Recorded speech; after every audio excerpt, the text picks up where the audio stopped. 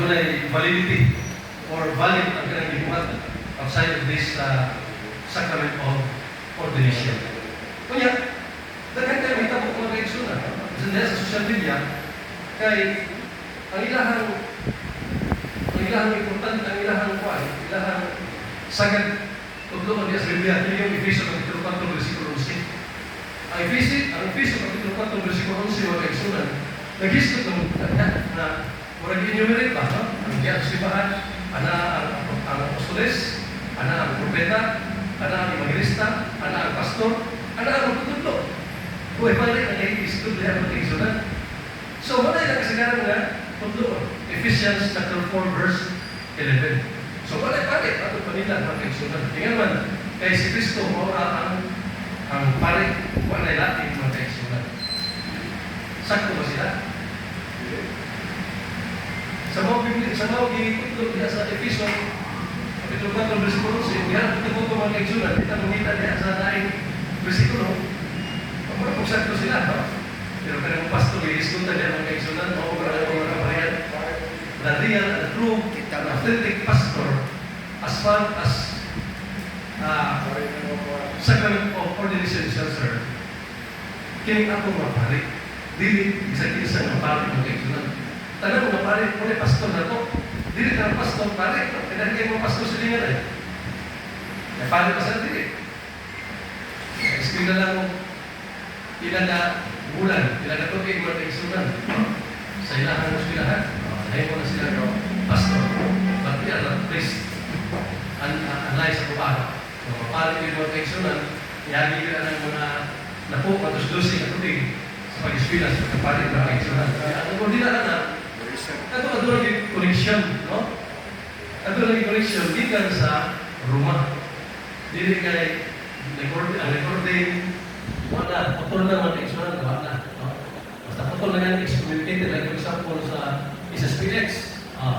Tinutong to sila at upang mga kaigsunan ng mga Christian. So, di kan confirm, no? Or di kan ordain.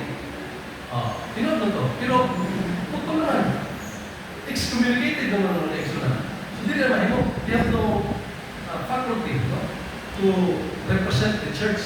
So, ang ilang di mo dili na legitimate, no?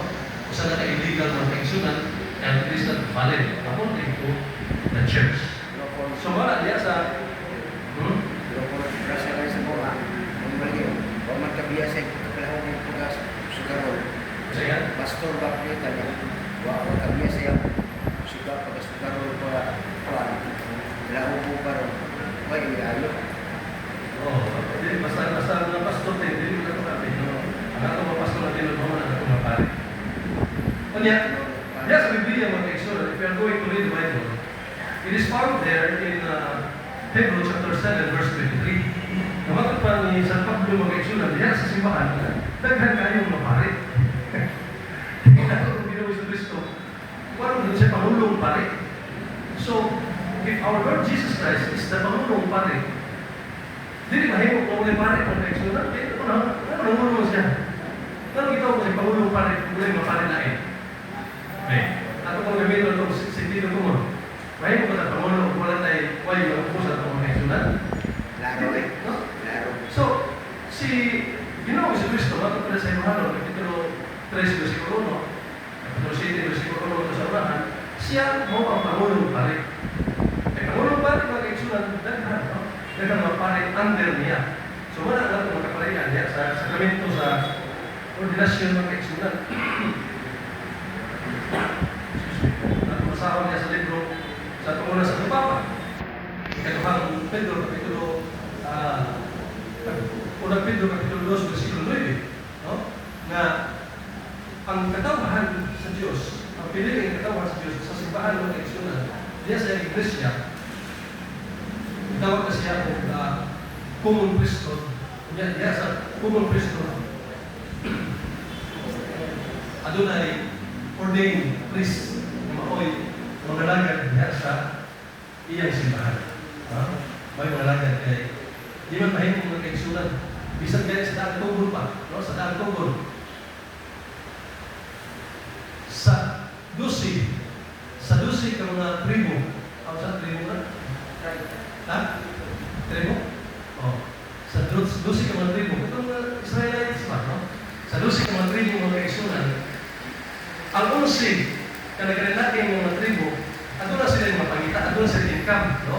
Pag-uuma, kinilang nagbantay o mga baka, umalito, isa yung mga trabaho, mga kaigsunan, pero kinilang ang kay Levites nga tribe, mao'y sa Ginoo nga ang tribo sa Libeta, mao'y mao'y igahin alang sa serbisyo diya sa templo. Okay? So, diya ko sa pagservisyo diya sa templo sa Ginoo mga kaigsunan, ang dili ang 11, dili ang 12 ka mga tribo, kundi kinilang sa ang Levites, Levitas, no, or Levito, no, na mga pinili ng katawhan sa Ginoo. Diya sa pinili ng katawhan, diya sa Levita mga kaigsunan, adunay gipugngit, adunay gikuha, adunay gilain, alang yun sa ordinasyon, pag-ordain, alang sa maong servisyo diha sa templo. So sila tanan diha, mga Levites, tawag na siya mga Levites, mga kaigsunan, pero among these people, pag-ibigyan sila, aron adunay ordinahan. Dapat yung basa, no? Diya sa Leviticus Kapitulo 16, versikulo 32, na sila yung ordinahan, alang yun sa servisyo diya sa templo sa Ginoo. So that was the Old Testament. Sa New Testament mga kaigsunan, ang atong Ginoong Kristo nagtukod ngayon ining maong sakramento, no? During the time sa Old Testament, ang Ginoo gyud nagbuot ato mga kaigsunan dili sa pagtutugod, mao gyud ang Ginoo gyud naghimo ini, nagpasiugdan ini ang institute, no? Sa maong sakramento sa ordinasyon mga kaigsunan. Yan man tungod kay ang atong Ginoong Kristo mao na kaniya ginan siya sa Ginoo diya sa Hebreo Kapitulo 5 versikulo 6, kunya Hebreo Kapitulo 7 versikulo 11, you are a priest forever in the line of Melchizedek. So pagkapalit mga kaigsunan dili mahanap dili botang. Mao kita na during the time sa Old Testament diya sa Genesis, no? 14 18 na sa dihan usa ka palit mga kaigsunan wala rin revoke, no? Wala na ito yung pag-exist na pagpapalit mga kaigsunan ito si Melchizedek na iyang gihanap, dilit na baka, dilit na kiniyang kanding, karnero, mga kaigsunan diha sa pagbuntang sa sala, ang iyang gihanap mga kaigsunan mo ang pangko pino. So what is that panahon sa Pilipinas Kristo mga kaigsunan? You are a priest forever in the line of Melchizedek. So, yan nasa linya, no? Sa kay Melchizedek mga kaigsunan, ang hari sa Salem. Manay kuhaan ng kaigsunan. So, tubalik ko na daghan nga pare.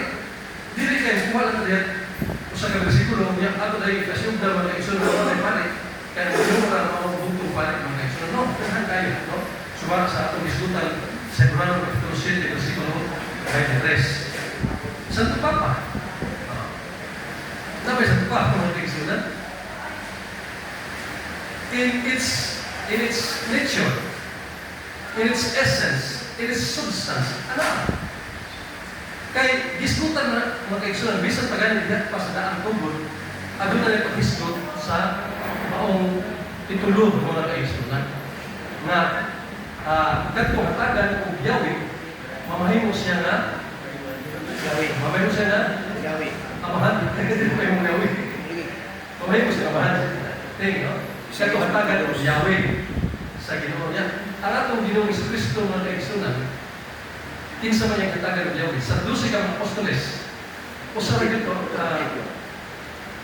kini ang apostoles yung hatagan o Yahweh. Iba na to. Kinsa man yung hatagan o Yahweh, magpapalya sa San Mateo, Kapitulo 16, versikulo 19, to you, Peter, I will give you the keys of the kingdom of heaven.